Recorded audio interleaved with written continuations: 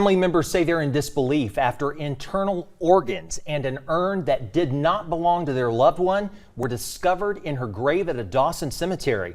Hello, I'm Greg Lloyd. And I'm Carla Heath Sands. WALB News 10's Caitlin Barker spoke with that woman's husband about the shocking discovery.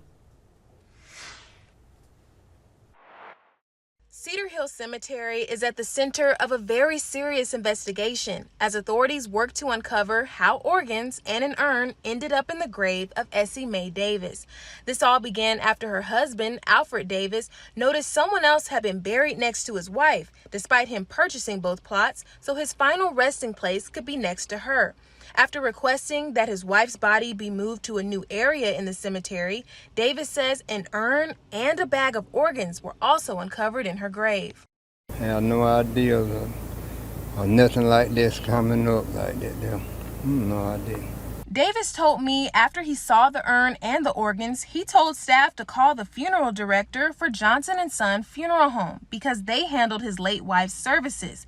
It's the vault company's responsibility to make sure the grave is empty and ready for burial, but that company is hired by the funeral home.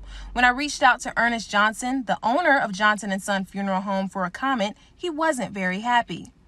We didn't put that there. We didn't have no idea about it.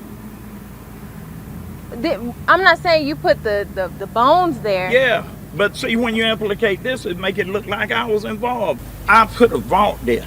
I had nothing to do with that other.